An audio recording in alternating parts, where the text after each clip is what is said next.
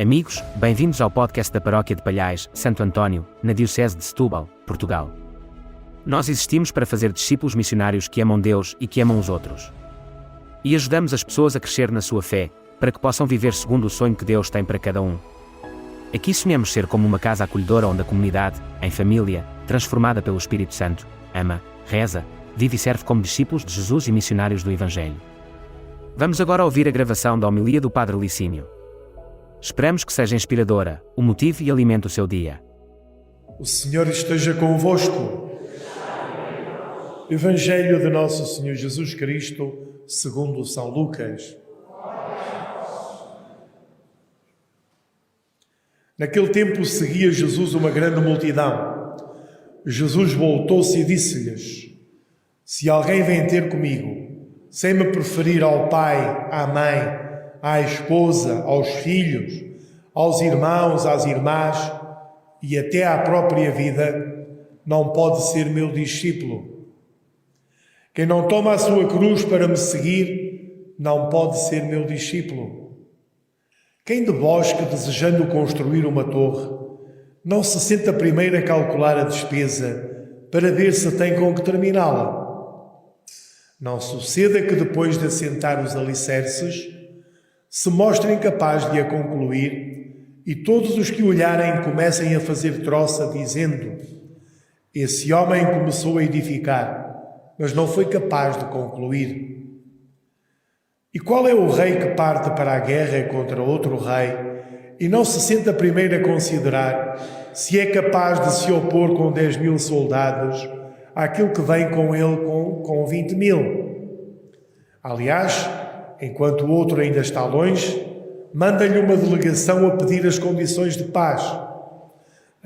Assim, quem de entre vós não renunciar a todos os seus bens, não pode ser meu discípulo.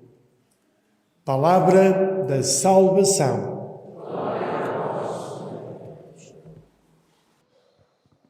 Muito bem.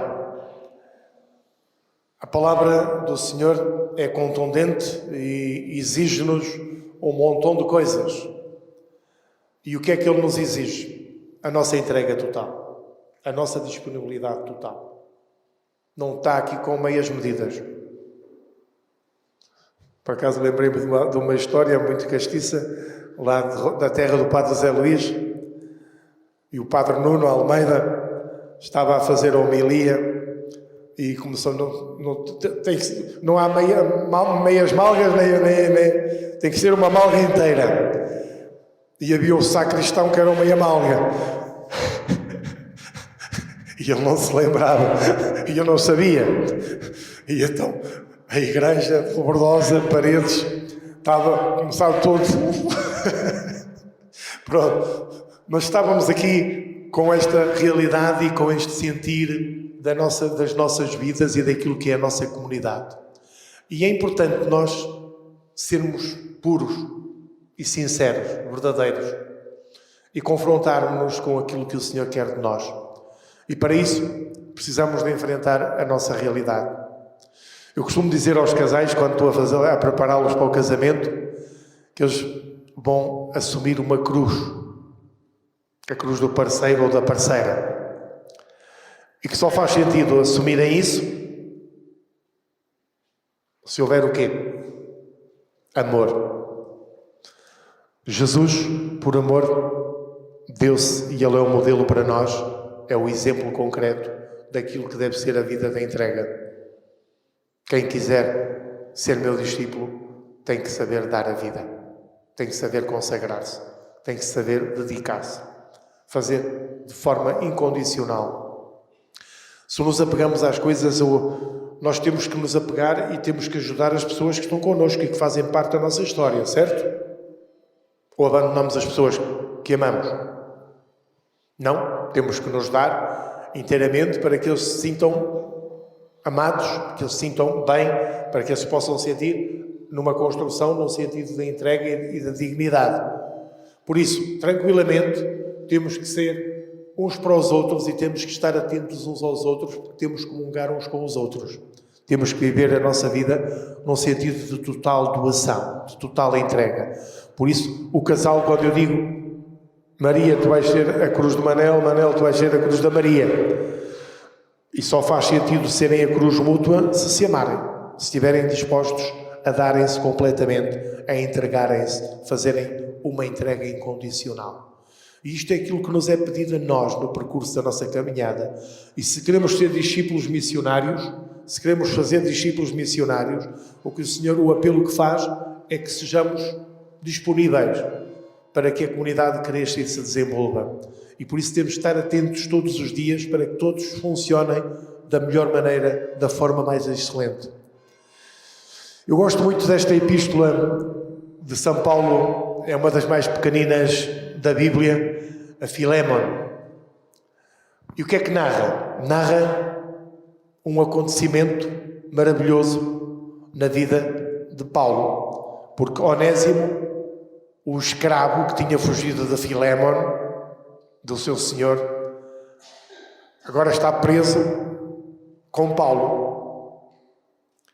E Paulo converte o Onésimo.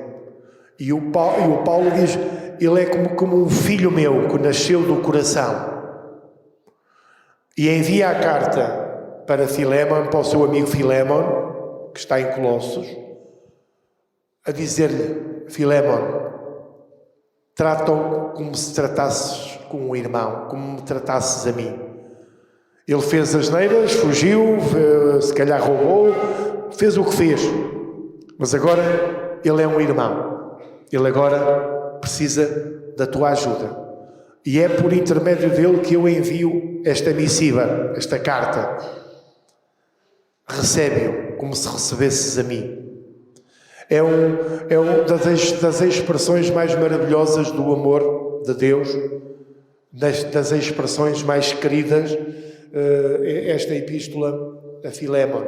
E é interessante, e nós ao olharmos para ela e ao senti-la, temos que sentir esta mesma realidade da fortaleza, da vida e daquilo que a vida nos leva. Há tantas complicações e tantas coisas que nos vão acontecendo que às vezes nós não sabemos como ir mais além. E surgem estes anjos, e Paulo foi um anjo para Onésimo e ajudou a viver o espírito mesmo de entrega, o espírito de consagrado. E é um bocadinho aquilo que nos é pedido a cada um de nós no percurso da nossa caminhada. Temos que ser capazes também nós próprios fazermos a nossa entrega, a nossa consagração e a nossa dedicação. E depois, pegando na primeira leitura do livro da sabedoria, como nós ouvíamos na introdução, as filosofias gregas, aquilo tudo cativava muita gente, mas o profeta, aquele que escreve o livro da sabedoria, diz: a sabedoria de Deus é a mais eficaz, aquela que entra e penetra a nossa vida e nos transforma.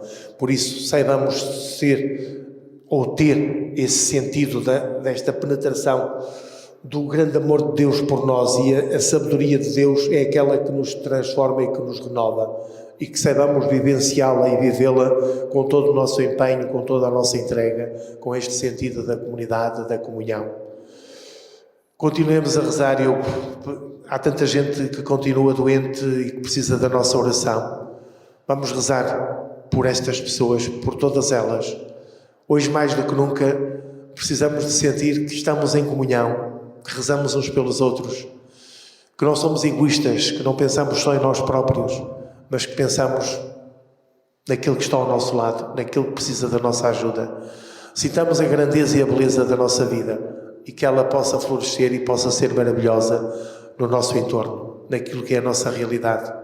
Por isso, vamos continuar a orar uns pelos outros. Não se esqueça, subscreva este podcast para não perder nada e partilhe-o com os seus amigos. Pode acompanhar-nos nas redes sociais e em paróquia.pt.